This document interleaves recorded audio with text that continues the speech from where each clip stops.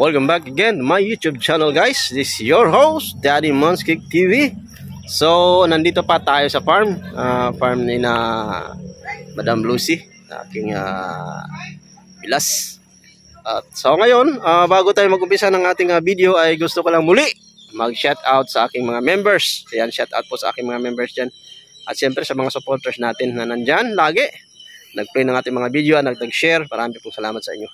So ang video na to, guys, ay itutur ko kayo sa mga tanim dito sa farm, no? Parang nasa probinsya lang talaga tayo.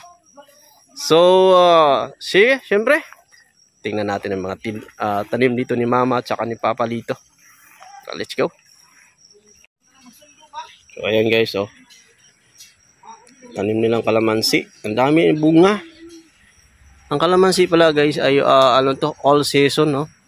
Every month ay namumunga ito, hindi katulad dun sa ibang prutas na per season, every month iba-ibang prutas ang mamumunga, pero ito all year talaga to, all year round ang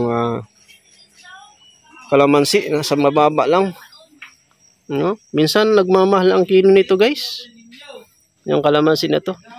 Itong farm na to, guys, ay halos lahat mas marami ang puno ng kalamansi kumpara doon sa avocado, santol, pinya. Ayan, oh. Yung nakapaligid nito ay puro kalamansian ito.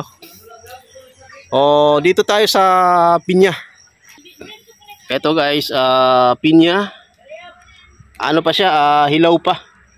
Makilala mo, guys, ang pinya kung hinog na kasi yung pinakapunuan niya kulubot na. So ganyan, pag ganyan nakikita mong ganyan na ano pa yan, hilaw pa. Pag kumulubot na yan, guys, ito. Pag kumulubot na yan, ibig sabihin hinog na. So pwede nang kunin. Pero ito hindi pa. Hindi pa pwede. Palakihin pa natin. Meron pa isa dito. Marami ding pinya ditong tanim si Papa. So ayan, still hilaw pa rin ito. Ayan, masarap ito, masustansya pag mahinog na. Lipat tayo ito sa kabila. Ito, guys, ay kakaibang pinya ito. So bihira lang tayo nakita ng pinyang ganito. Yung pinakaulo niya, dalawa. Yan mo, parang kambal yung pinakabuhok niya sa taas. Kumbaga kung sa Bisaya, ayan, tinatawag nilang sangod ba. Kambal ang kanyang pinaka-head. Ayan. Ang ganda tingnan, di ba? So still hilaw pa rin to. Hilaw pa, di pa pwedeng kunin. Lipat tayo sa kabila.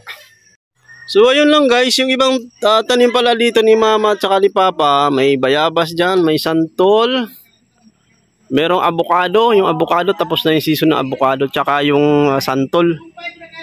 Meron din silang tanim na ayan, tanlad, lemongrass na napaka-sustansya. Ayan, maganda yan. Madalas yung tanlad na to, guys, ginagawa, sinasahaw sa lechon, sa tinula. Pwede rin ginagawang juice yan. Malaking tulong sa ating health benefits. So ayun lang, guys, salamat sa inyong panunood ng aking farm tour dito sa malapit lang ito sa may Guagua Piggery Farm ni na Mama Pasita at Papa Lito. So muli, bago tayo mag-end, shout out muli sa aking mga members and supporters at marami po salamat yung panunood. Hanggang sa muli nating video, abangan.